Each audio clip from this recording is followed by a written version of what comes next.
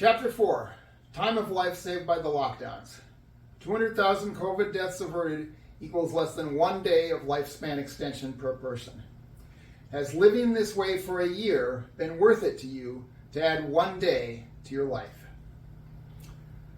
The estimate that the lockdowns have prevented 200,000 deaths and prevented infection of 15% of the U.S. population does not fit the data, because if our strategy had prevented that many cases and deaths, then our death rate should be about a third less than that of Sweden's, instead of being more than Sweden's.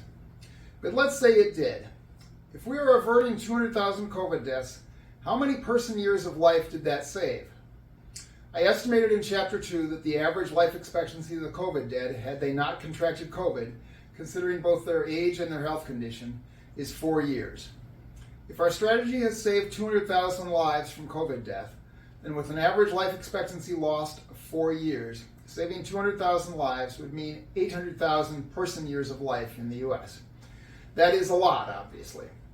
But with a population of 328 million, dividing 800,000 person years into 328 million persons, that works out to 0.0024 years of life extended on average per person, or 0.9 days. And that is not 0.9 days in your 20s. That is 0.9 days at the end of your life in poor health. If you believe the lockdowns prevented us from getting to herd immunity, then they prevented 400,000 COVID deaths and added 1.8 days to each of our lives on average. Do you want to claim that the average life expectancy lost is 12 years rather than 4 years? Okay, that is not true when you consider the pre-existing health status of people who die of COVID, but if it were true, then our strategy has saved 2.7 days of life on average. Do you want to claim both that our strategy prevented us from getting to herd immunity and that the COVID dead were not in worse health than average for their age? Then our strategy has still only saved 5.4 days of life on average. But the reality is that all the sacrifices we have made have added less than 1 day per person of life expectancy. I calculate 0.9 days, even with a generous estimate of how many lives have been saved, that is close to a worst case scenario of what might have happened if we had ignored COVID.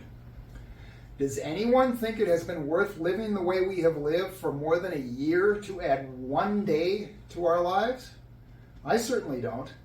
I wouldn't even be willing to give up handshakes and hugs for a year to add, let alone all the other sacrifices we have made, to add 1 day to my life.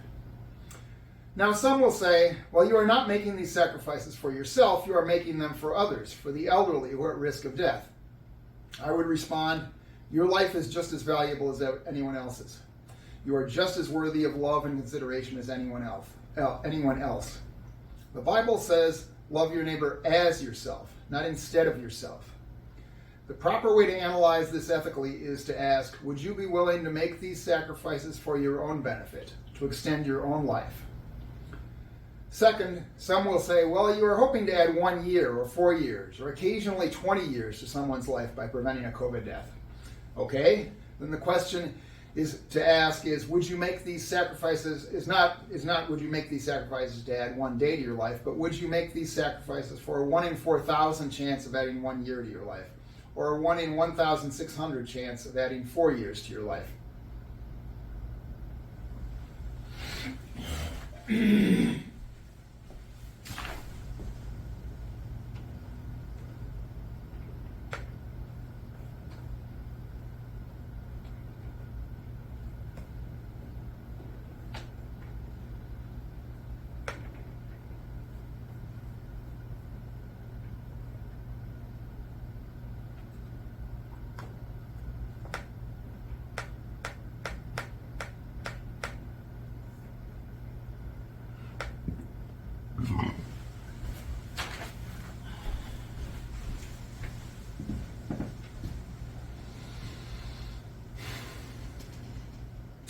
Okay, then the question to ask is not, would you make these sacrifices to add less than 1 day to your life, but would you make these sacrifices for a 1 in 4,000 chance of adding 1 year to your life, or a 1 in 1,600 chance of adding 4 years to your life? It is the same calculation, and phrasing it that way with probabilities just confuses the issue. The better way to phrase the question is simply, would you be willing to make these sacrifices to live the way we have lived for over 1 year to add 0.9 days to your life? Would you? Do you think it has been worth it to live this way for a year to add less than a day to your life? Note on claims that COVID cost us 1 year of life expectancy. I'm sure it is a shock to readers to hear that the COVID deaths prevented by the lockdowns represent time of life saved of less than 1 day per person in the population, or even only 5.4 days if you assume that without the lockdowns we would be at herd immunity by now, and you ignore the fact that people dying of COVID are sicker than average for their age. You may have heard estimates that COVID has cost us about a year of life expectancy. Andrasfe et al. How can both those numbers be right? The answer is in how life expectancy is calculated. Life expectancy is calculated with life tables that give the percentage of people in a population of each age who die in a year. About 0.3% of babies die before their first birthday. Then let's say in 2018, 0.1% of 1-year-olds died, 0.11% of 2-year-olds, etc., up to 15% of 85-year-olds and 30% of 99-year-olds. To calculate life expectancy, you multiply a person's likelihood of survival at each year of age of life to get an average age at death. The quoted life expectancy in the United States in 2018 meant life expectancy for a baby born in 2018, assuming the then odds of dying each year at a given age in 2018 remained the same for that baby for the next 100 years or so. For 2020, the odds of dying at each age, especially at elderly ages, increased due to COVID. The statistical life expectancy for a baby born in 2020 assumes implicitly that those death rates stay constant for the duration of that baby's life of maybe 100 years. The calculation assumes we will still have COVID in 80 years, and it will kill just as many 80-year-olds 80 years from now as it killed in 2020. That, of course, is wrong, and would have been wrong even without the development of a vaccine.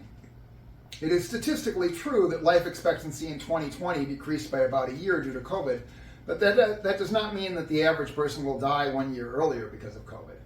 It only means in the hypothetical world where COVID deaths stay the same forever and being infected with COVID and surviving does not mean you are immune, so that you are likely to be infected again next year and might die from it then, that would reduce your life expectancy by about 1 year. There is nothing dishonest about the calculation, but it is kind of a statistical trick.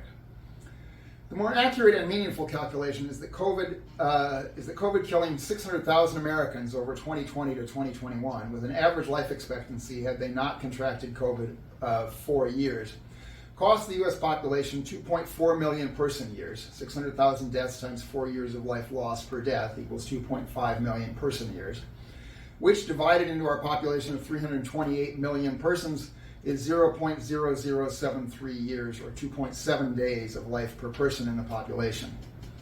And if the lockdowns prevented 200,000 COVID deaths, they saved 0.9 days of life on average, as calculated above, or prevented that 2.7 days from being 3.6 days. The calculations and results of Andrasfe et al. That COVID-19 in 2020 resulted in a decrease in life expectancy at birth are roughly consistent with my calculations.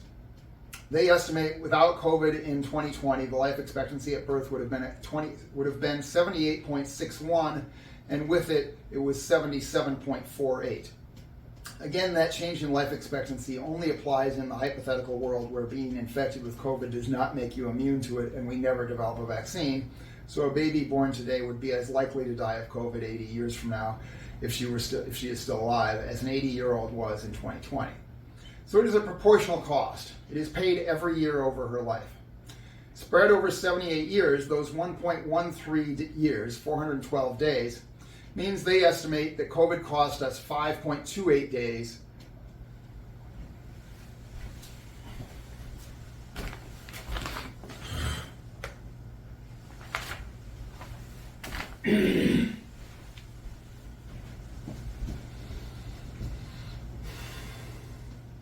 So it is a proportional cost.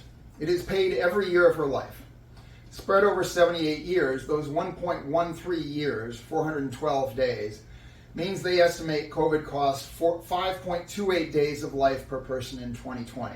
It is in the same neighborhood as my estimate that it cost us 2.7 days over the entire epidemic of 2020 to 2021, with 1.6 of those days in 2020 and 0.9 days in 2021. The difference is I considered life expectancy at death of the COVID dead to have been at 4 years on average, allowing for their being sicker than average for their age. And Andropse et al. Did not make that adjustment, considering it to be 12 years. The idea that COVID-19 in 2020 resulted in a decrease of life expectancy at birth of 1.13 years, I think actually proves my point and poses roughly the same question I asked whether these sacrifices for the past year were worth it to you to gain 0.9 days of life. The 1 year life expectancy loss means if COVID raged every year for the next century at the same toll it exacted in 2020, a baby born in 2020 would have a 77-year life expectancy instead of 78. That does not seem like the end of the world to me. I would rather be born into a nation with a 78-year life expectancy than one with a 77-year life expectancy, but I would hardly consider it a tragedy to be born into the world with a 77-year life expectancy. And that is not the reality of what a baby born in 2020 is born into. She had no chance of dying from COVID in 2020 or 2021 and never will again. But let's say hypothetically that she will face COVID every year of her life and it will cost her 1 year of life expectancy. Do you think it would be worth it to her to live the way we have lived this year for her entire life in a desperate attempt to get back that 1 year of life expectancy? To never attend school in person, never attend church in person, never have a large wedding, not be able to invite friends to her parents' funerals when they die, to wear a mask in public on her face for her entire life, to spend 2 months of each year locked in her house and forbidden from going out for non-essential tasks.